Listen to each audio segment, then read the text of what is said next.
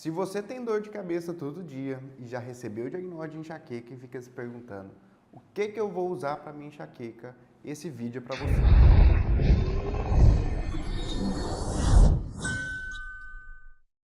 Muitas pessoas sofrem dor de cabeça todos os dias e isso pode acarretar a um prejuízo muito grande na sua vida. E aí eu estou aqui para te falar todos os medicamentos que a gente pode usar para enxaqueca. Só que é mais importante que eu quero que você lembre que não é só medicamento que vai te ajudar a ficar sem as crises de enxaqueca. Para isso eu criei os 7 pilares de controle da enxaqueca. Eu vou deixar bem aqui um card para você ver esse vídeo e entender um pouco mais de como ficar sem enxaqueca, sem medicamentos. O primeiro medicamento que eu gostaria de falar para vocês é sobre a dipirona. Se você já teve que ir no pronto-socorro, você já tomou dipirona na veia, porque realmente é o que o povo mais usa, mas eu vou te dizer, não use esse medicamento para sua enxaqueca. Ele está no guideline, pode ser usado sim, porém a chance dele cortar a sua dor é muito baixa. Esse analgésico simples, ele é a primeira da escadinha da enxaqueca e não vai ter um efeito muito bom e pode sim prejudicar no longo prazo pelo uso excessivo desse medicamento. Porque você usa uma dipirona, não resolve. Você usa duas, não resolve. 3, 4 e já está ficando doido porque não sabe o que mais fazer. Então vem comigo que a gente vai entender sobre medicamentos um pouco mais potentes e mais modernos para enxaqueca. Outra classe, subindo um pouquinho a escada, são os anti-inflamatórios. Entre o ibuprofeno, o meloxicam, flancox, o etodolac e vários outros, naproxeno, que podem ser utilizados para enxaqueca. É recomendado em crises leves a moderadas e no máximo 2 a 3 vezes na semana. A gente não pode ter um uso excessivo de medicamentos. Esses medicamentos, os anti-inflamatórios, eles têm um potencial melhor do que a dipirona.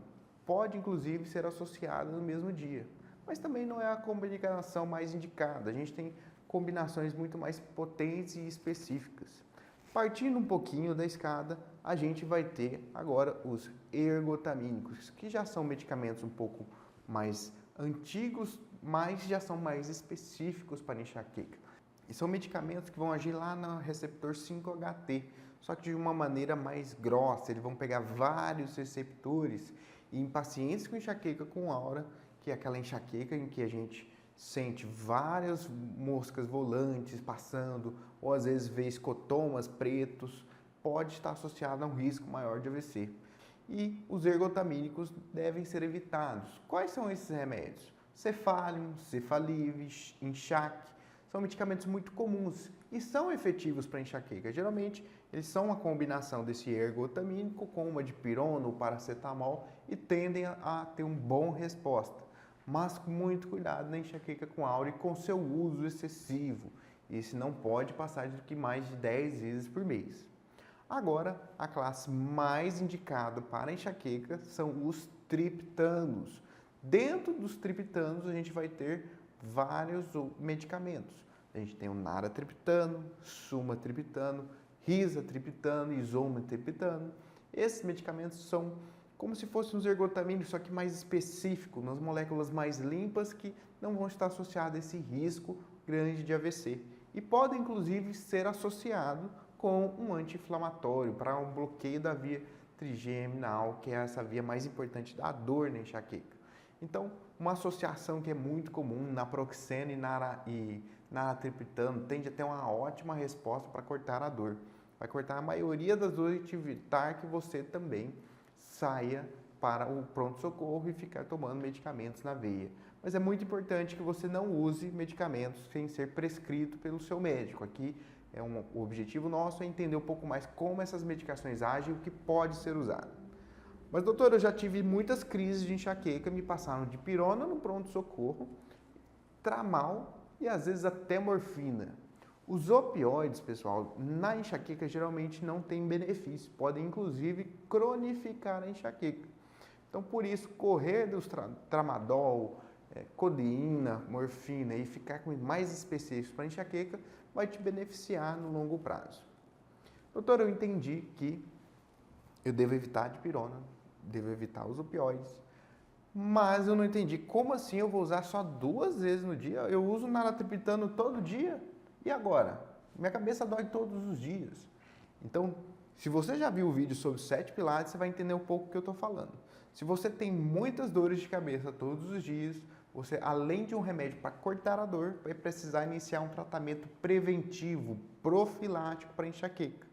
E isso, o 7º pilar, que é o neuro te acompanhando, vai ser muito importante para você, porque ele vai direcionar o melhor medicamento para você nesse tratamento preventivo. A gente tem várias opções e eu vou falar um pouco mais delas agora. A gente já conversou sobre os tratamentos abortivos e agora a gente vai falar sobre os tratamentos preventivos. Lembrando, abortivos porque cortam a dor, tá?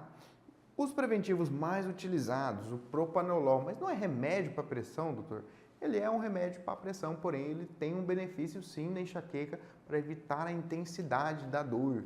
O propranolol e o metoprolol são os beta-bloqueadores mais indicados nesse caso. Além disso, a gente vai ter alguns antidepressivos, como por exemplo a amitriptilina e a nortriptilina, que podem também ser utilizados.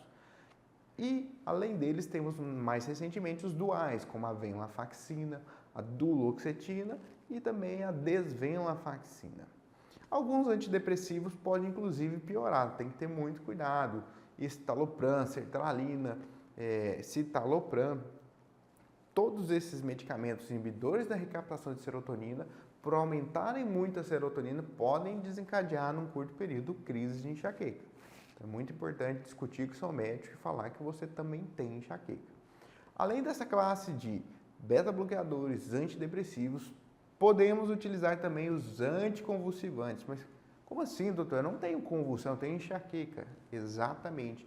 Por eles serem inibidores de amplo espectro de várias substâncias cerebrais, eles vão ajudar na enxaqueca.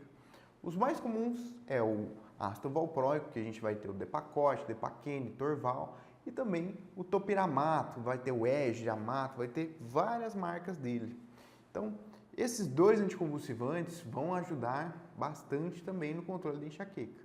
Agora, o mais importante de todo esse tratamento preventivo é que você entenda que cada pessoa pode ter um efeito colateral. Então, é muito importante discutir com o seu médico qual a sua finalidade com o tratamento. Se você gostaria de engordar, emagrecer, se você não dorme, tudo isso daí vai te ajudar na decisão de qual medicamento usar.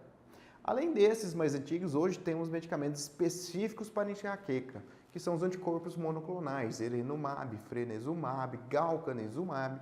São medicamentos que são de alto custo ainda, mas que são usados apenas uma vez no mês e tem um ótimo controle também da enxaqueca.